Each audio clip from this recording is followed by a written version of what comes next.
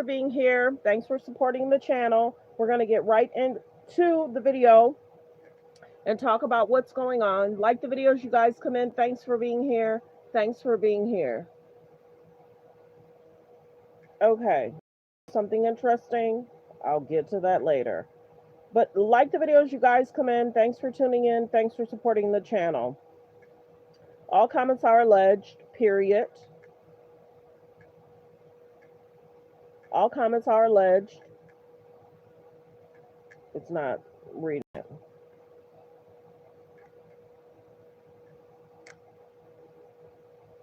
Copyright disclaimer: under Section 107 of the Copyright Act of 1976, allowance is made for fair use for purposes such as criticism, comments, news reporting, teaching, scholarships, and research. Fair use is use permitted by a copyright statute that might otherwise be infringing. All comments are alleged in our opinion and for entertainment purposes only. Thanks for being here. Let's go ahead and get to the video and go from there. People packed into a Glendale, Arizona stadium to pay their respects to right-wing activist Charlie Kirk, who was shot and killed during a public event in Utah earlier this month.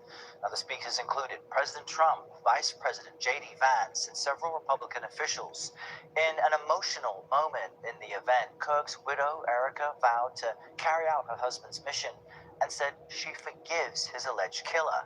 CBS News correspondent Bradley Blackburn has more on this. He wanted to save young men,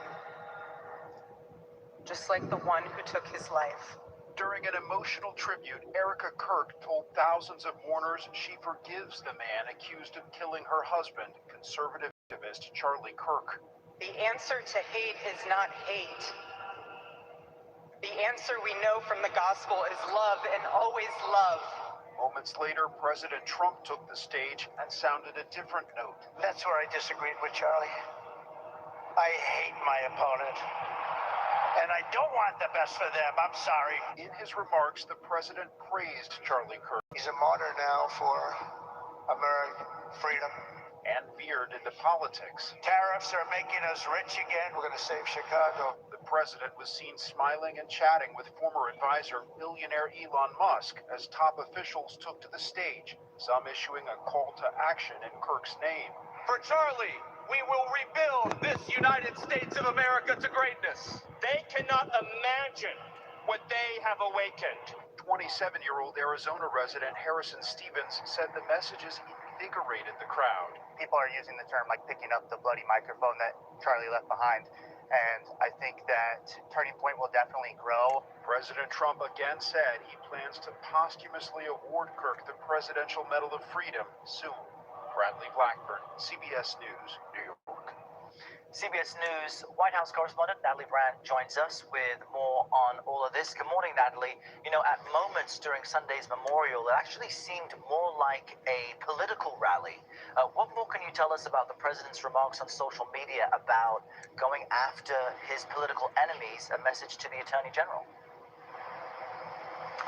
Yeah, good morning, Errol. Well, let's start with what he said on stage, which was kind of striking because he said this is where he disagreed from Charlie Kirk. He said Charlie did not hate his opponents. And as we heard from Erica Kirk, his wife, on stage yesterday, she was advocating for love over hate. But then the president said he does hate his opponents and wants to go after them. And then on social media this weekend, we saw the president publicly call on Attorney General Pam Bondi to go after Democratic Senator Adam Schiff, former FBI Director James Comey, and New York Attorney General Letitia James, seeming to say that she should prosecute them, complaining that nothing's being done and that justice must be served. Now, in the same post, he also complained about former U.S. Attorney for the Eastern District of Virginia, Eric Siebert, who stepped down or was essentially ousted, facing intense pressure to bring charges against Letitia James.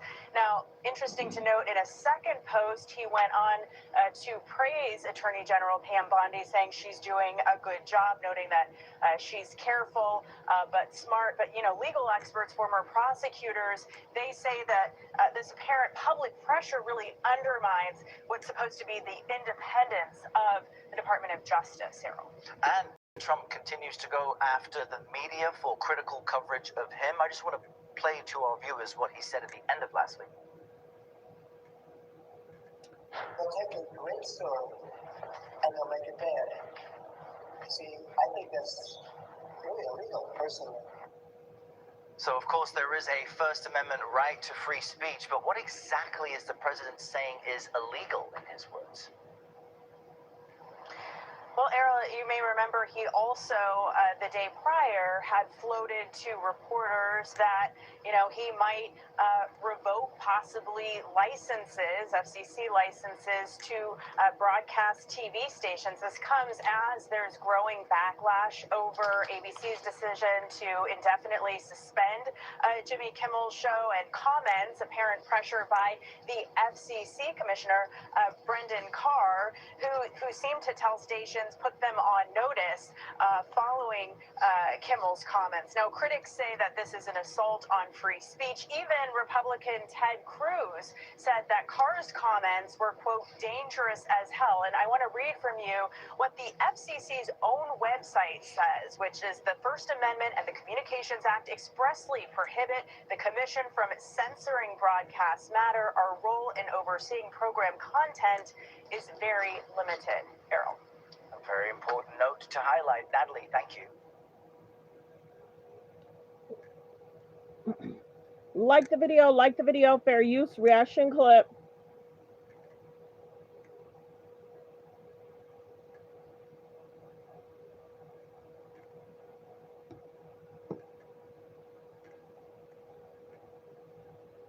Final respects to Turning Points USA founder Charlie Kirk. The memorial drawing one of the largest public turnouts ever for a private citizen. It was truly incredible. A massive crowd gathering for an emotional scene in Arizona Sunday to honor and pay their final respects to Turning Points USA founder Charlie Kirk. The memorial drawing one of the largest public turnouts ever for a private citizen. Some people actually had to be turned away after the stadium quickly reached capacity several hours before the memorial was even scheduled to begin. But they weren't sent out away. There was other places for them to go. Faith leaders and friends of Charlie coming together to speak at an event or at the event, as well as Charlie's wife, as you see there, Erica, who remembered her husband's legacy and revealed her thoughts about his alleged assassin. My husband, Charlie, he wanted to save young men, just like the one who took his life. That young man. On the cross, our Savior said, Father, forgive them, for they not know what they do. That man, that young man, I forgive him.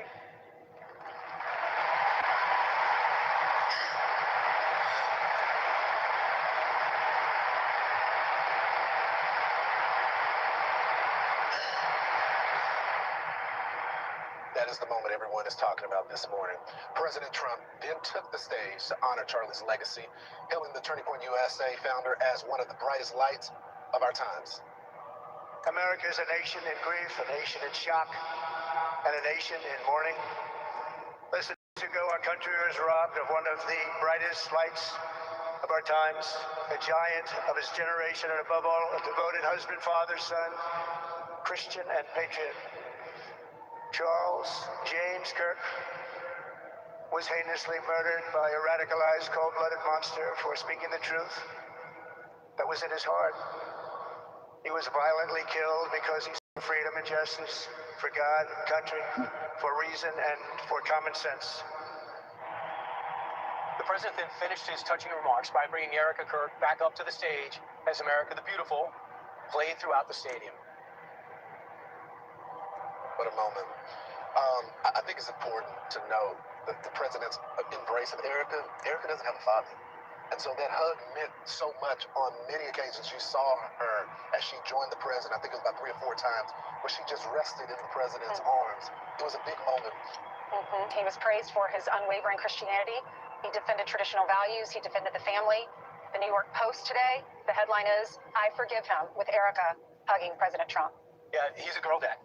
he knows how to do this, and he sees it an opportunity here to step in. And I'll go back to the New York Times story that you referred to a lot yesterday about when she gave the interview, and she said in a conversation, she goes, Charlie thought you were felt like she was a son to you. And when the president said, just let us know how we can support you, I told him, my husband just loved conversing with you and using you as a sounding board for all sorts of things. Can we continue to do that? And he said, of course.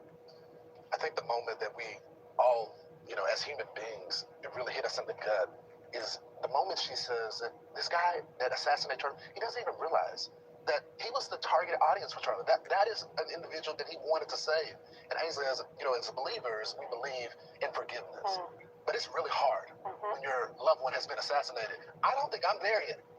But she was able to muster the strength in her faith to say, I forgive you. And it might take her a lifetime to continue to go back to that forgiveness, because sometimes when someone hurts you as a Christian, it is hard to forgive, and you forgive, and then you have to find yourself when those bitter feelings come back up and boil back up to forgive again and again and again. I thought that was an amazing moment. What a witness for Christ.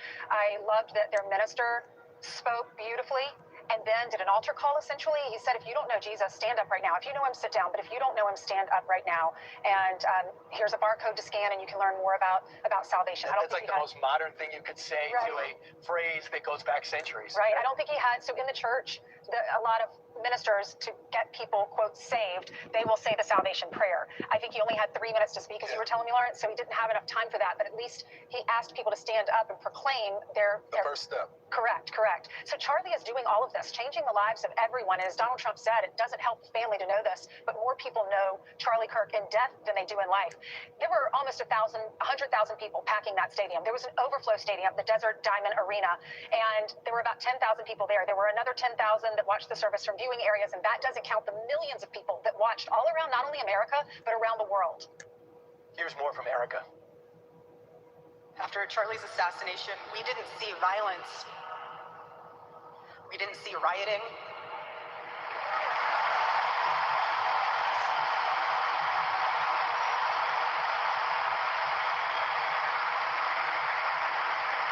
We didn't see revolution. Instead, we saw what my husband always prayed he would see in this country. We saw revival.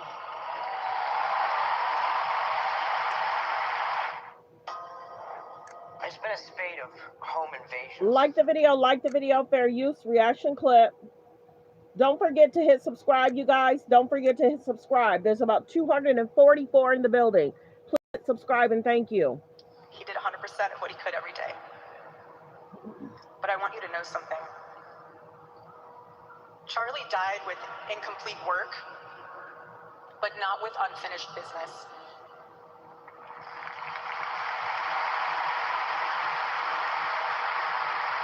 Charlie and I were united in purpose. His passion was my passion. His mission is my mission. Everything that Turning Point USA built through Charlie's vision and hard work, we will make 10 times greater through the power of his memory. If you want to know how special this was, if you said to yourself, I never saw anything like that, Elvis got 80,000, right? Elvis got 80,000. Muhammad Ali got 14,000. Martin Luther King Jr. had 150,000 people gathered to watch his funeral procession. I mean, this was according to some estimates by law enforcement, 200,000, let alone people watching around the globe. And I'm just wondering what everybody thinks, if this killer was watching this, if his partner was watching this, all those people on Discord were watching this, to understand the magnitude of what has taken place since that assassination. I don't think we really understand the magnitude until the months to come of this movement. The idea that you were going to suppress this viewpoint, not just religious, but political as well, just by assassinating Trump. I think the killer himself was sadly mistaken. This is enlightened. It ignited, Ainsley, a massive movement. Yeah, it has tens of thousands of new Turning Point chapters are opening up on college campuses and in high schools. And they're, in fact, having an event tonight. Charlie was supposed to be at Minnesota Twin Cities School tonight at 6:30. And now the conservative figure Michael Knowles is going to speak at that event. And Michael was on Fox and Friends First earlier, and he said, I will have an empty chair there that was reserved for Charlie. I'm Steve Ducey. I'm Brian Kilmeade. And I'm Ainsley Earhart. And click here to subscribe to the Fox News YouTube page to catch our hottest interviews. Like the video. Fair use, reaction clip.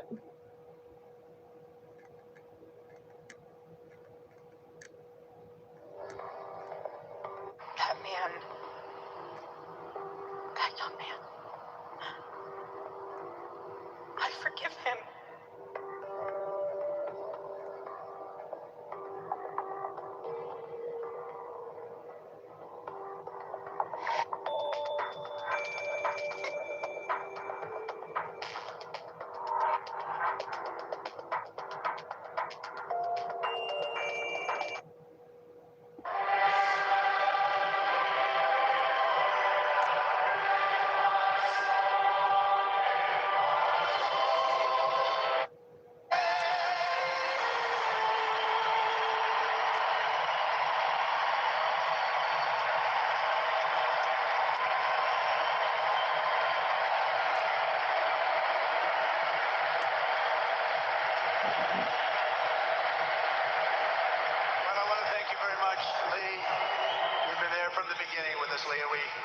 Appreciate it. Nobody can sing that song like Lee Greenwood. Thank you very much, Lee, very much for being here.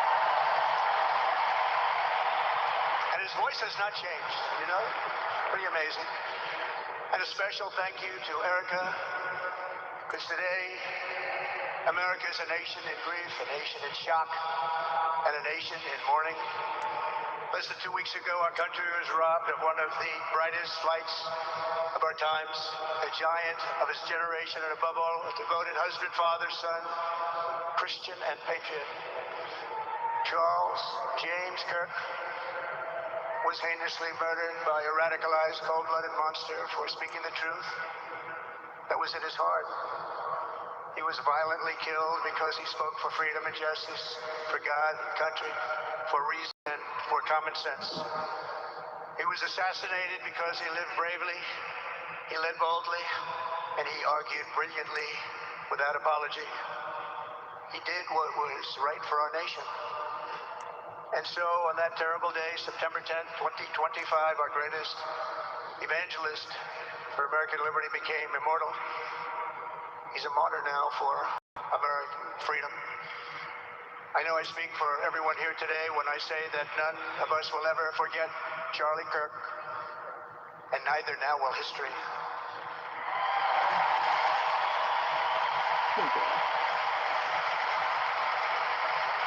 Because while Charlie has been reunited with his creator in heaven, his voice on earth will echo through the generations, and his name will live forever in the eternal chronicle of America's greatest patriots. He will live forever. To Charlie's incredible and beautiful widow, Erica, we know the weight of this monumental loss is almost unbearable. But even in the midst of heartache, pain too great to even fathom, you have somehow found the strength and deep faith to be a comfort to millions and millions of people. The practice you are about to learn is almost never described publicly. Like the video. There's about 287 in the building. Please hit the subscribe button. Let's continue. And thank you very much, Erica. Thank you very much.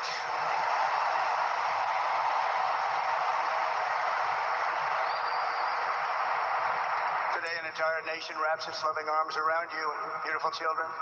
We share in your immense and overwhelming sorrow, and we vow that we will do everything we can to ensure that your children grow up in a land where their father is honored and revered as a great American hero. That's what he is.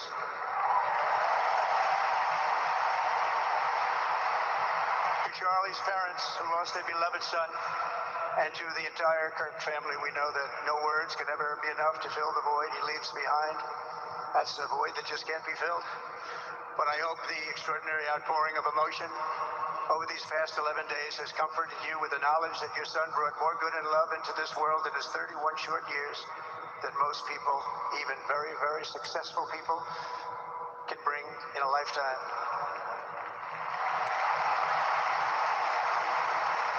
Charlie Kirk loved America with everything he had, and as we can see so clearly today, America loved Charlie Kirk.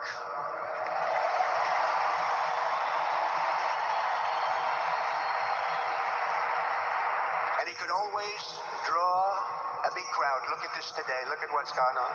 This is a big crowd. Here today we have the Vice President of the United States, J.D. Vance. We have the Speaker of the U.S. House of Representatives, Mike Johnson. We have countless members of the United States Senate, and I'm sorry I'm not going to introduce you, but I'll be up here. They're all over the place. And likewise, the House of Representatives, they're all over this big stadium. This is not an arena, this is a stadium. Our great cabinet and this stadium packed with rafters of people, not to mention the one across the street that also has tens of thousands of people, and they're watching us on screen right now. And I'm sorry we couldn't get you in. If anybody would like to give up your seat, please walk across this way. But this is like an old-time revival, isn't it? An old-time revival. For millions of young people, it is agonizing and unthinkable to say goodbye to a patriot whose heart still had so much to give. It's so much. Raised in the suburbs of Chicago, Charlie was filled with a patriotic spirit from his youth, and he was an all-American in everything he did. And one of the last things he said to me is, please, sir, save Chicago. We're going to do that. We're going to save Chicago from horrible crime.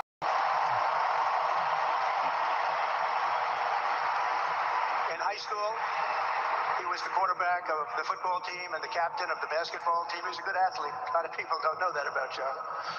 He was an Eagle Scout who spent his school lunch breaks listening to another champion for liberty, somebody that he greatly admired, Rush Limbaugh.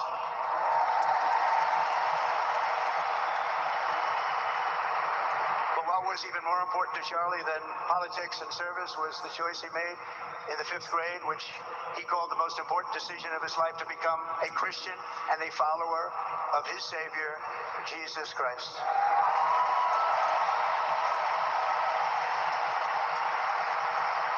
Inspired by faith and his love of freedom, Charlie did something remarkable when he was just 18 years old.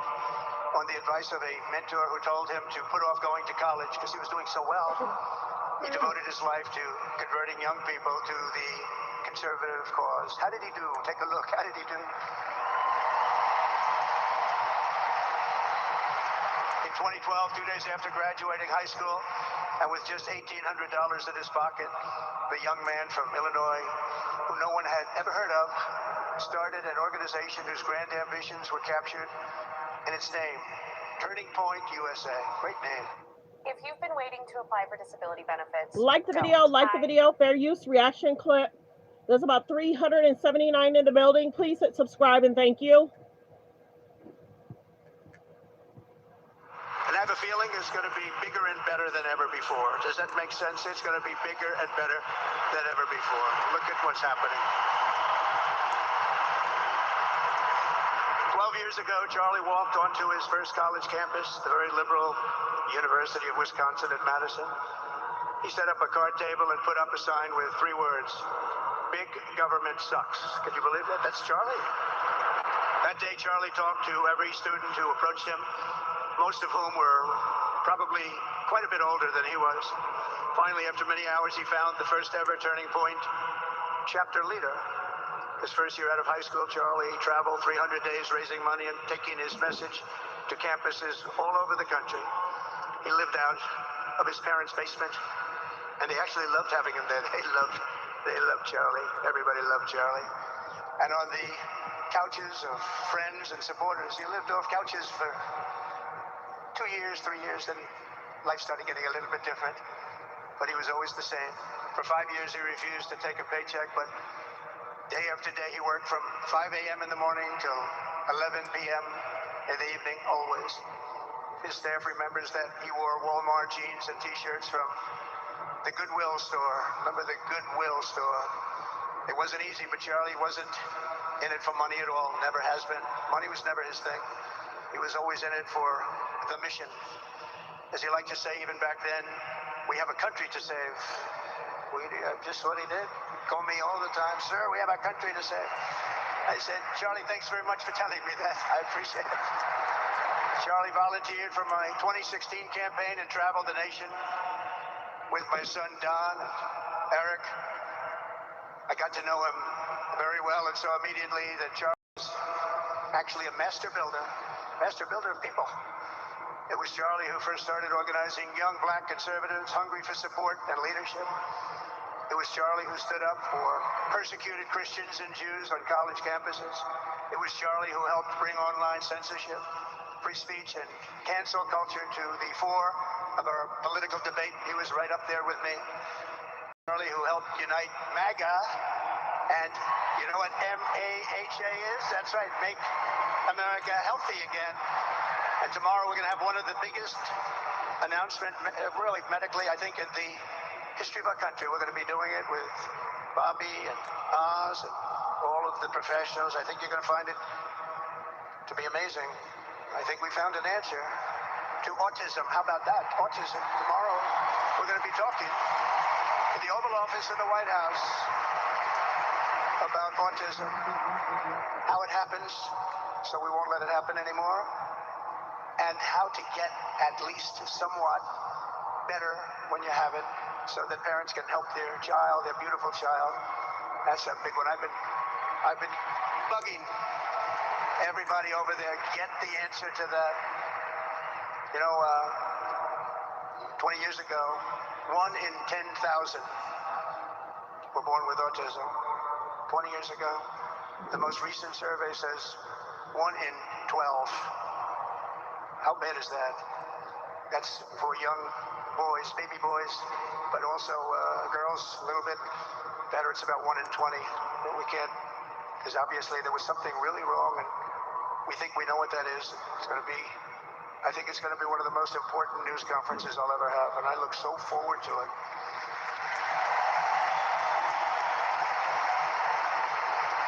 And you know who else looked forward to it? Because he knew. I tell him a little bit about what was going on. Was Charlie. He would have been front row center, believe me. We'll be missing him tomorrow. It was such a big deal for him, too. He brought together Donald Trump, Bobby Kennedy, right here in the great state of Arizona 1 year ago. Remember that? What a night, what a day that was. And it was Charlie who was among the first to speak to me about a man from Ohio by the name of J.D. Vance. Have you ever heard of him? He's done a good job. But Charlie would often call me, sometimes the night before a big event, to the other side of the country. And he'd ask me and say, do you think you could come and speak at the event? The following day, right? I'd say, Charlie, I'm the president of the United States.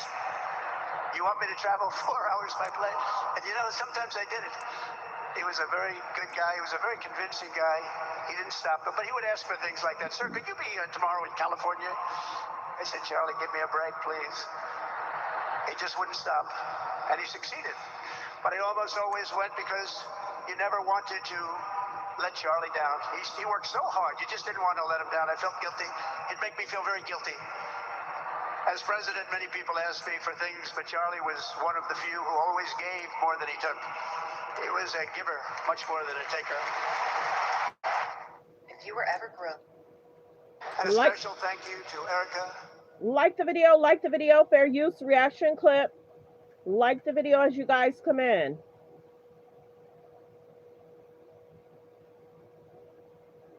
Turning point, chapter leader. His first year out of high school.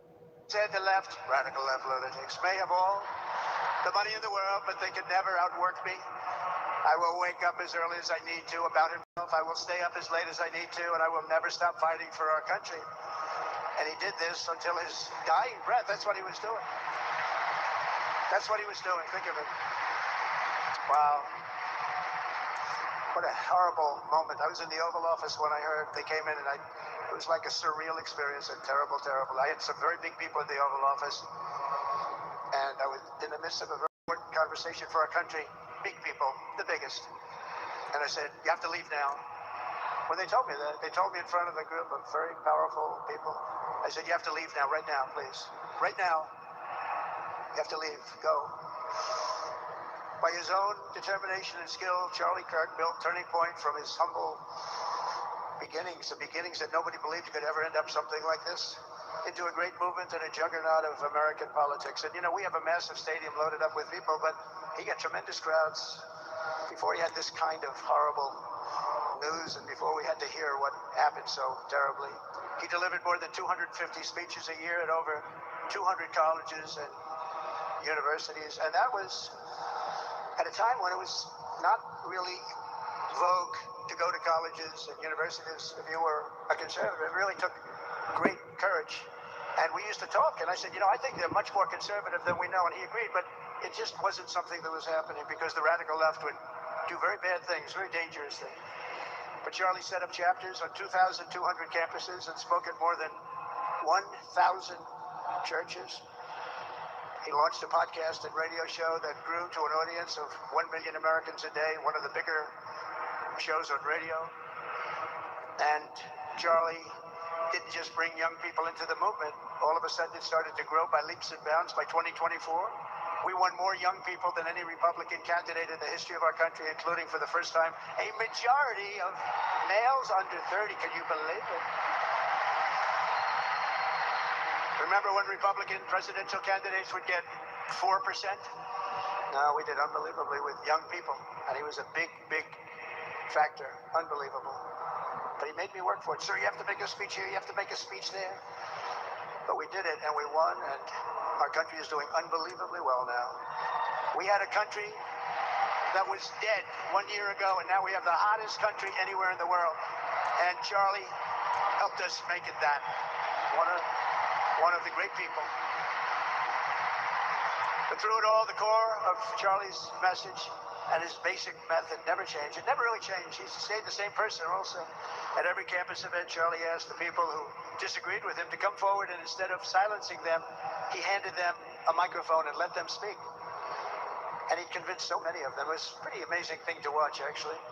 Shortly before Charlie arrived on campus, the day he was assassinated, a staff member texted him that there were many critics and students who were opposed to his views, and rather strenuously in the crowd. And that actually made him feel good because he wanted to convince them.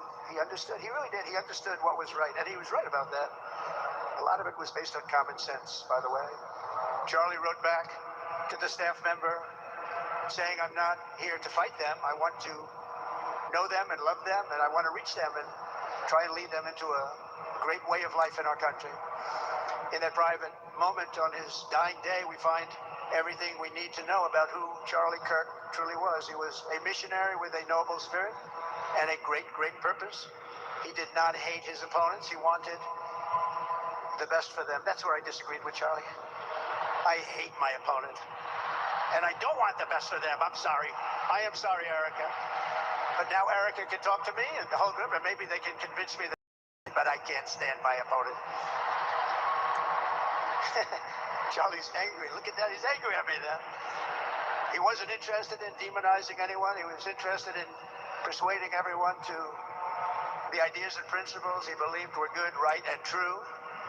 Before each appearance, he prayed these words: God, use me for your will. Always said the same thing. Use me for your will. Is your roof weatherproof? Like the video, like the video. Fair use reaction clip. Like the videos, you guys come in. Please hit the subscribe button. There's about 552 in the building. Please hit subscribe and thank you.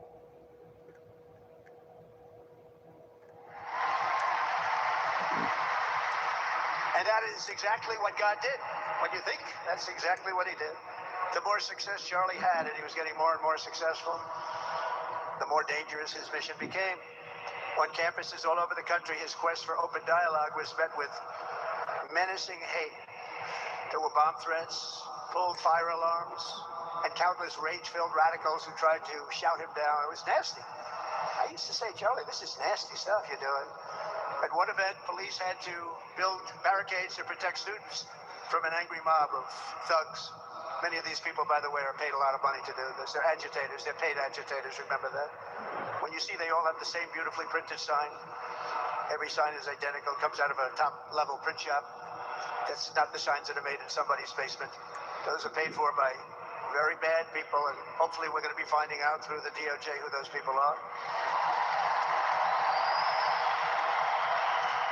At another college, Antifa terrorists shattered windows, threw rocks, and tried to storm the building where Charlie was speaking. It was a really bad one. Often dozens of police officers were needed to prevent left-wing violence. And the violence comes largely from the left. You don't hear that from too many people, do you? And virtually every day for years, before he was murdered, Charlie received these horrible death threats. People don't know. I used to talk to him about it. He said, I got some threats. He always felt that when they actually made the threat, they were not the ones to worry about. The ones to worry about were the ones that don't make the threats. And I think you know what I mean.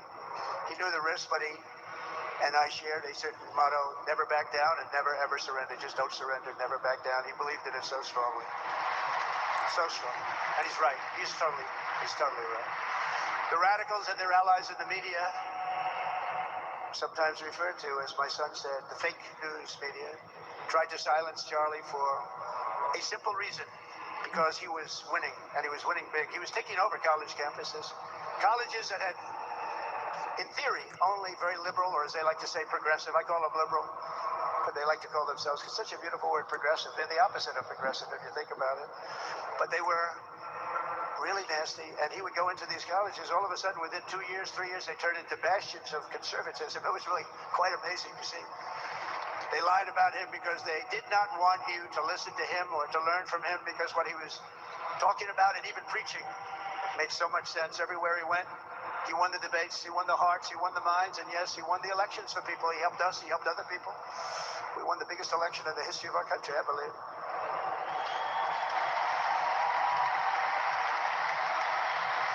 Charlie Kirk was without a doubt among the most influential figures in the most important election in the history of our country.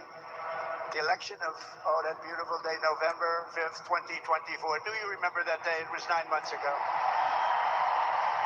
What a day that was. I mean, we had a pretty good day in the first one. And I must tell you, on the second one, we had a phenomenal day. But a lot of bad things happened. And now that's not even questioned. They cheated like dogs, but we got them back, didn't we, huh? We got them back. But we owe Charlie a profound and eternal debt of gratitude now. Just like Charlie and Erica made Turning Point hot, we are looking at a country that has the chance to attain a level like never before. Tariffs are making us rich again, richer than anybody ever thought was possible. And the only one challenging them are people that hate our country or foreign countries that are paying a price, because they did the same thing to us for years. They took advantage of us, but we're making money, we're becoming richer and richer, and we're taking care of our people better and better when we do that, and we can take care of other countries better and better, but we're doing unbelievably well. The tariffs have really been a hold. The election was big, but the tariffs, because of the election, came in. And remember, other nations do that to us, and Charlie understood that. He saw the money. He saw what was coming into our country, and we can use that for Medicare, Medicaid, Social Security, all of these things that we fight so hard for, and that's exactly what's happening. The numbers are incredible. When the news finally came out on election night last November that the race was officially won, came out pretty early in the night. Charlie was live on camera.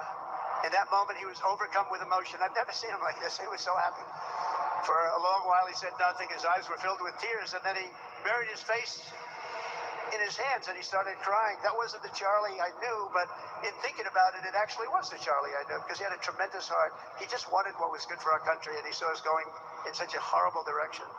Lovingly, Eric, and this was so beautiful, Erica put a MAGA hat on to cover his bowed head. I like that very much. MAGA, we love. Does everybody love MAGA? Make America great again. When Joe Biden used to get up, remember the speeches? We will stop MAGA. We will stop MAGA. You know, he could barely get the words out. We will stop. I said, can somebody inform him that MAGA means make America great again? How do you say you're going to stop it? And Charlie understood that. When Charlie finally looked up and spoke, he smiled through the watery eyes and simply said, I am humbled by God's grace. That was his statement that night. I was watching him. I was very impressed, actually. It showed he had a big heart. Every single American should take a long, hard look at the twisted soul and dark spirit of anyone who would want to kill a young man as good as Charlie. To kill anybody, but to kill a man like this, he didn't deserve this. He didn't deserve this. Our country didn't deserve this. And anyone who would make excuses for it are just out of their mind. Charlie's murder was not just an attack on one man or one movement.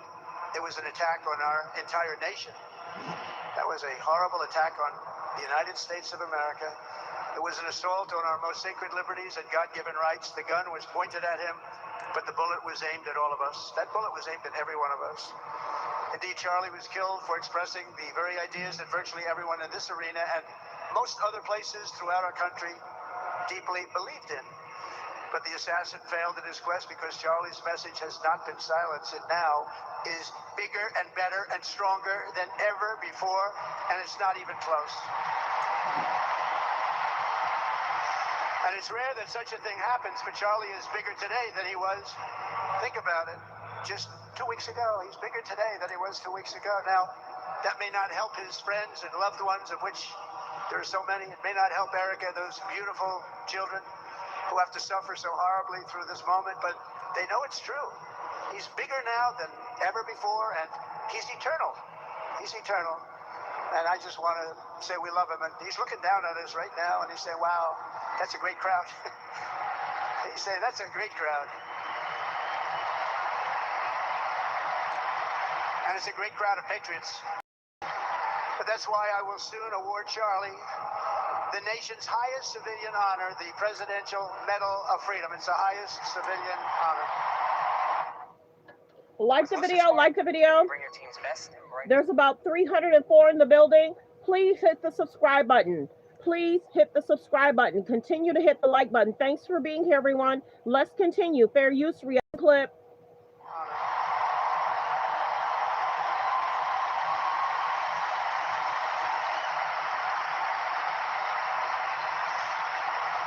And we will do the ceremony at our beautiful White House in a very safe Washington, D.C., a place that Charlie truly revered.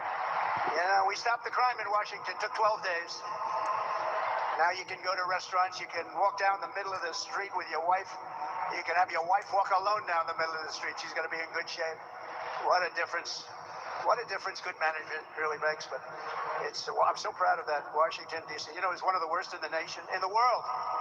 And now it's considered a very safe city. And it's also, I passed it yesterday. I went through it. And the lawns are good. It's like a different place. It's like the tents are gone, the threats are gone, the gangs aren't there. We got rid of, we took out 1,500 career criminals, 1,500. If you have 3 career criminals, that can make a big difference. But I'm so proud of Washington, D.C., and now we're going into Memphis. And we'll get that one straightened out fast. And then we're going into some others, but we're going to go to Chicago, and we're going to have Charlie very much in mind when we go into Chicago, and we'll get that one straightened out. You have an incompetent governor who he thinks it's okay when 11 people get murdered over the weekend. He thinks you don't have any crime when 11 people get murdered and 28 people get shot. He says he's got crime. No, they don't have it under control, but we'll have it under control very quickly. So we're going to be doing that. And Charlie loved what we were doing. He was so proud of what happened. He was there to see it. He's so proud of what happened in Washington, D.C. As you know, the depraved assassin who planned and executed Charlie's killing has been arrested and charged with capital murder. God willing, he will receive the full and ultimate punishment for his horrific crime. It's a terrible thing. Because you can't let that happen. You can't let that happen. You can't let it happen to a country. The Department of Justice is also investigating networks of radical left maniacs who fund, organize, fuel, and perpetrate political violence. We think we know who many of them are.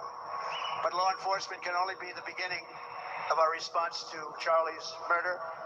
Over the last 11 days, we have heard stories of commentators, influencers, and others in our society who greeted his assassination with sick approval, excuses, or even jubilation. You've heard that. So have I. Couldn't believe it.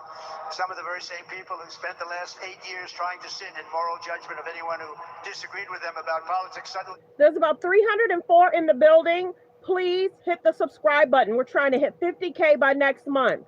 Please hit the subscribe button and thank you. Thank you. Thank you. Continue to hit the like button and thank you. Let's continue. For a murder. Fair use reaction clip. Incredible. You know the names.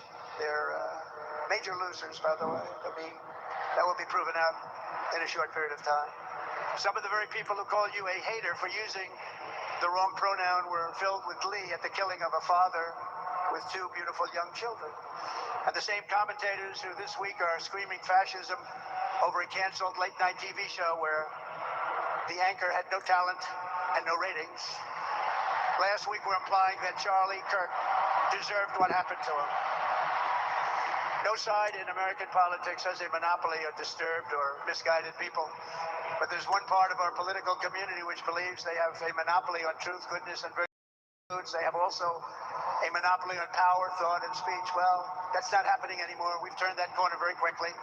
Tragically, atrocities of this kind that we saw in Utah, of all places, are the eventual consequence of that kind of thinking. If speech is violence, then some are bound to conclude that violence is justified to stop speech. And we're not going to let that be justified. The tradition of reason and debate that Charlie practiced is not a pillar of our democracy. In many ways, it's the basis of our entire society. It's the right inheritance of every free American, the greatest legacy of the Enlightenment, and among the most treasured achievements of civilization.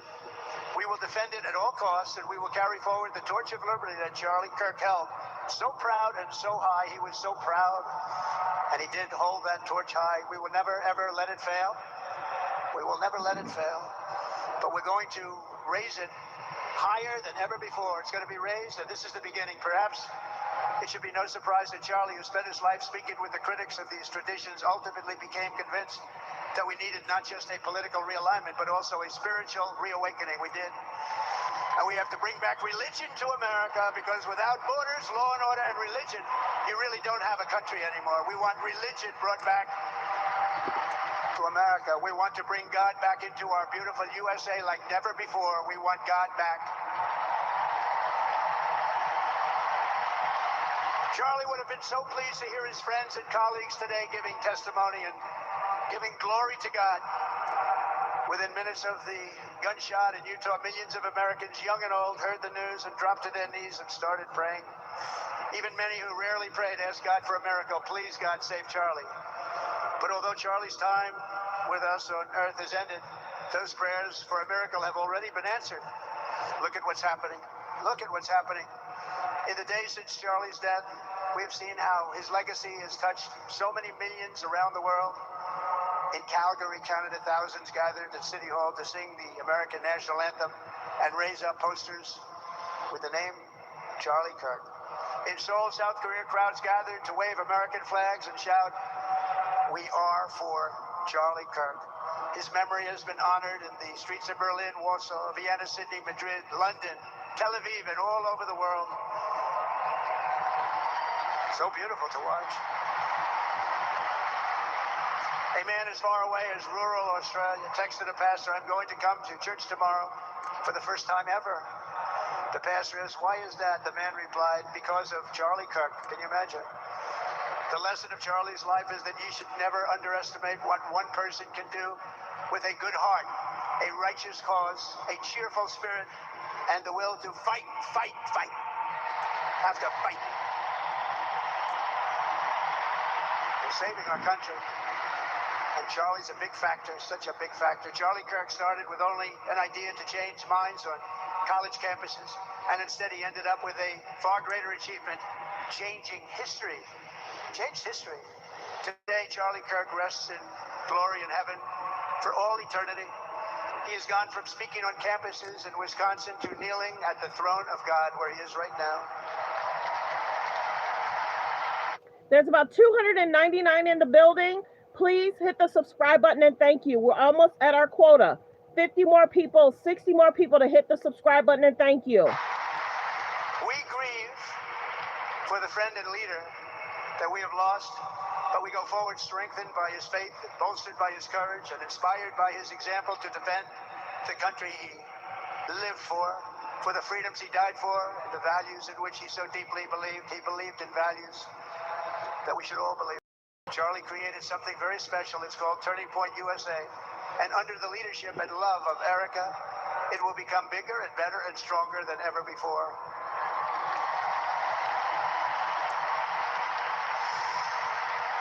So, Charlie, we all want to thank you. We want to say a very loud, God bless you, Charlie. God bless you for what you've done. It's incredible. And God bless America and the children. God bless the United States of America. And could I ask Erica, please come out. Erica, please come out. Thank you.